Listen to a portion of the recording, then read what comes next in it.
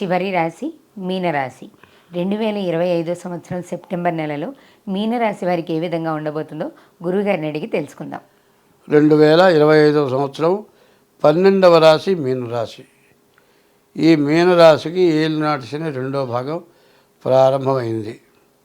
మరి అసలే కోతి, దాన్ని సారాయి పోశారు, నిప్పంటించారు, పిచ్చెక్కింది. ఇక ఊరే నాశనం అయిపోతుంది. జన్మంలో శని మీనరాశికి చాలా కష్టదశ. వాళ్ళు ఎట్లా బతుకుతారో ఎట్లా బయటపడతారో తెలియదు. కాబట్టి ఈ రాశి వాళ్ళు ఎంత జాగ్రత్తగా ఉంటే అంత మంచిది. తన ఇష్టదైవాన్ని పూజించడం, పొద్దున్నే లేచి ఉదయం, మధ్యాహ్నం, సాయంత్రం సూర్య నమస్కారాలు చేయటం, నిద్ర లేచే ముందు కళ్ళు తెరవక మునుపు నేలని చేత్తో తాకి మంచం మీద పడుకొని, మరి ఆ నేల తాకిన తర్వాత కళ్ళ దగ్గర చేయబెట్టుకొని సముద్ర వసనీదేవి పర్వతస్థాన మండలే విష్ణుపత్ని నమస్తుభ్యం పాదస్పర్శం క్షమస్వమి, నా పాపపు పాదం నీ మీద పెడుతున్నాను, నా తప్పు క్షమించమని భూదేవతి నమస్కారం చేయటం.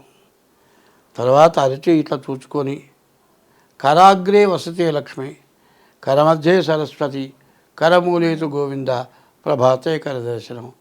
మరి చేతి చివరి భాగం లక్ష్మి, చేతి మధ్య భాగం సరస్వతి, చేతి మొదటి భాగం పార్వతి. నీ రెండు అరచేతుల్లోనే ఉన్నాయి. ఆ చేతిని చూసుకొని కళ్ళగత్తుకొని నమస్కారం చేయటం. సూర్యుడు ఉదయించగానే సూర్యుడికి నమస్కారం చేయటం. మధ్యాహ్నం 12 గంటలకు సూర్య నమస్కారం చేయటం. సాయంత్రం సూర్య నమస్కారం చేయటం. ఇట్లాంటివి చేస్తే ఈ మీనరాశి వాళ్ళు సంపాదించకపోయినా పర్వాలేదు, కానీ ఉన్నది పోగొట్టుకోకుండా ఉంటారు. బంధుత్వం అంతకుముందున్న విరోధమైన బంధుత్వం పోతే పోయింది, కానీ ఇక కొత్త విరోధం రాకుండా ఉంటుంది.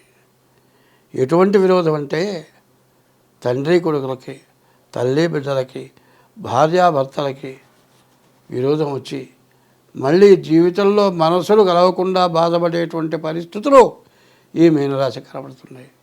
వీటి నుంచి తప్పించుకోవాలంటే ఈ 3 రకాల నమస్కారం చేయటం, ప్రతిరోజు శివాలయానికి వెళ్ళటం, శివదర్శనం చేసుకోవటం, నవగ్రహాలకు ప్రదక్షిణ చేయటం, నవగ్రహాలకు ప్రదక్షిణ చేసిన తర్వాత తప్పనిసరిగా కాళ్ళు కడుక్కోకుండా ఉండటం, కొంతసేపు కూర్చొని ఓం నమః శివాయ మంత్ర జపం చేయటం, ఇంటికి వెళ్ళంగానే కూడా కాళ్ళు కడుక్కోకుండా ఉండటం, కొంచెం సేపు ఆగిన తర్వాత కాళ్ళు కడుక్కోవటం. ఇట్లా చేస్తే మీ బాధలు సర్వం వెళ్ళకే కాదు అందరూ చేయొచ్చుది. ఇట్లా చేస్తే అందరికీ మంచి ఫలితం వస్తుంది. స్వస్తి. ధన్యవాదాలు గురువుగారు.